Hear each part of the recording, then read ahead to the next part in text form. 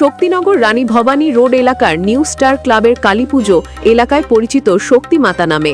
ক্লাবের অন্যতম সদস্য সোমেন চৌধুরী জানান, এই বছর তাদের মণ্ডপ নির্মাণ করা হচ্ছে হরেকৃষ্ণ গোপাল ক্ষেত্রম শ্রীকৃষ্ণ মন্দিরের আদলে।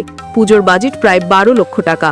তিনি আরও বলেন, সরকারি নিয়ম মেনে 3 দিন পর নিরঞ্জন যাত্রার মধ্য দিয়ে পুজো সম্পন্ন হবে। পুজোর দিনগুলোতে আয়োজিত হবে বস্ত্র বিতরণ, রক্তদান শিবির সহ বিভিন্ন সামাজিক অনুষ্ঠান। ক্লাব সদস্য ও এলাকাবাসীর মনোরঞ্জনের জন্য প্রতিদিন সন্ধ্যায় পূজা মণ্ডপে অনুষ্ঠিত হবে সাংস্কৃতিক অনুষ্ঠান। পাশাপাশি দর্শনার্থীদের জন্য রাখা হয়েছে বিনামূল্যে প্রসাদ বিতরণের ব্যবস্থা। নিউ স্টার ক্লাবের পক্ষ থেকে সকলকে আহ্বান জানানো হয়েছে তাদের প্রতিমা ও পূজা মণ্ডপ দর্শনের জন্য। নদিয়ার কৃষ্ণনগর থেকে অর্ণব মজুমদারের রিপোর্ট, স্টিং নিউজ। নমস্কার, আমরা ক্লাব নিউ স্টারের সদস্য। আমাদের ক্লাবটা শক্তিনগর গার্লস স্কুলের কাছাকাছি রানী ভবানী রোডে।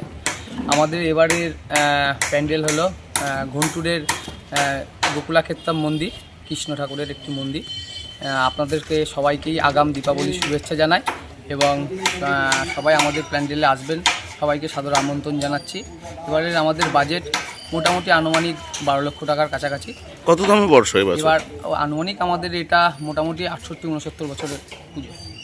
হ্যাঁ, আমাদের প্রতিমার নাম হলো শক্তিমাতা। আমাদের শক্তিনগরে সবাই শক্তিমাতা নামে এটা পরিচিত আমাদের ঠাকুরকে, এবং এই পুজোটি অনেক পুরনো পুজো। কতদিন ধরে পুজো হয়? এটা আনুমানিক 68 বছর ধরে। পুজোর কদিন থাকে আর কি? ঠাকুর আমাদের এখানে যেমন সরকারি নিয়ম মতোই 3 দিন থাকে, লাস্ট দিন বিসর্জন হয়। কিসে করে যায় এটা? সঙ্গে যায় বিসর্জন।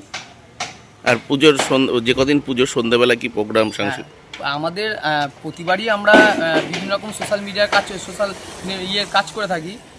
এবার আমরা আলাদা একটা পার্ট করেছি এবং ক্লাবে অন্য সময় ওই প্রোগ্রামগুলো হয়। এবার বস্ত্র বিতরণ থেকে শুরু করে রক্তদান সবই থাকবে আমাদের পুজোকে কেন্দ্র করে। পুজোকে কেন্দ্র করে। আপনার নাম আর আপনার পদ? আমার নাম সৌমেন চৌধুরী, আমি ক্লাবের সেক্রেটারি।